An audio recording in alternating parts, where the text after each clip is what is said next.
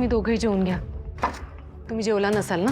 मी थांबते त्या काकांकडे. नाही ताई तू जेवलीस? हो मी जेवली आहे. तुम्ही दोघं सुद्धा जेवून घ्या आणि मला असं वाटतं आता आराम करा. मी इकडे आहे, मी थांबते त्यांच्याबरोबर. नाही नाही ताई, तुम्ही इराजवळ थांबा, कारण ती तुमच्याशिवाय झोपणार नाही. आम्ही थांबतो ना इथे बाबांजवळ. R you sure? हो. पण दया काकांना 4 वाजता एक इंजेक्शन द्यायचंय, ते न विसरता द्यायचं, विसरू नका. ओके? हो हो, आहे माझ्या लक्षात. तरी मी एक काम करते, मी अलार्म लावून ठेवते, म्हणजे तुझ्या लक्षात राहील. अलार्म वाजला की त्यांना इंजेक्शन द्यायचं. ओके? आणि तुम्हाला काही लागलं तर प्लीज मला सांगा. मी जागी आहे, मी झोपत नाहीये. हो. जेवा.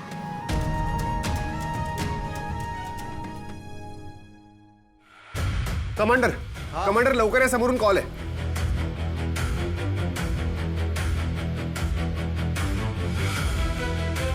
जैन सर, आम्ही कस्टडी हँडओव्हरसाठी रेडी आहोत. वेळ?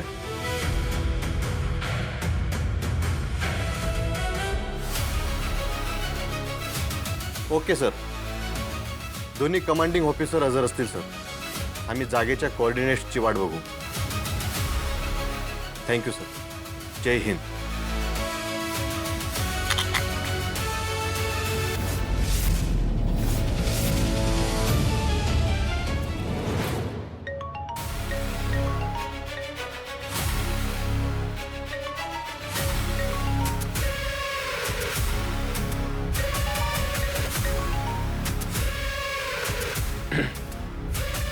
बोला.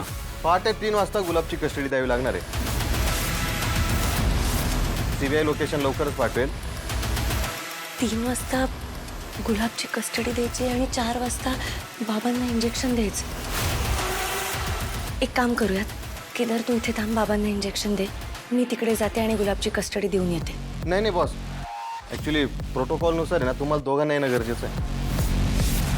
ॲक्च्युली गोळी तुमच्या गनने फायर झाली होती आणि तुम्ही हॉस्पिटलमध्ये असल्याने इतर फॉर्मॅलिटीज आणि त्याच्या कस्टडी डॉक्युमेंटवर केदार सरांच्या सह्या आहेत. तर हँडओव्हर स्टेटमेंटवर सुद्धा तुमच्या दोघांच्या सह्या कराव्या लागतील.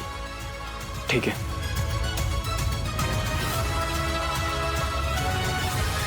जबाबदारी घेण्याची हौस आहेस तुला. यावेळी माझ्या नवऱ्याची जबाबदारी घेतेस आणि जर कमी पडलीस तर गाठ या पद्मिनी खांडेकरशी आहे. बॉस, मला पहिल्यांदा असं अडकल्यासारखं वाटतंय.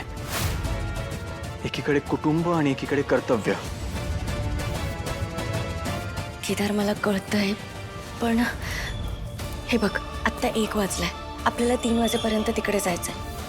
मला असं वाटतंय की आपण मॅनेज करू शकू. 3 वाजता आपल्याला गुलाबला सीबीआयकडे सोपवायचंय. कमांडरनी लोकेशन कोऑर्डिनेट पाठवलंय. मला असं वाटतंय की आपण वेळेत इथे परत पोहोचू शकू. आपल्याला इथे वेळेत यावं लागेल.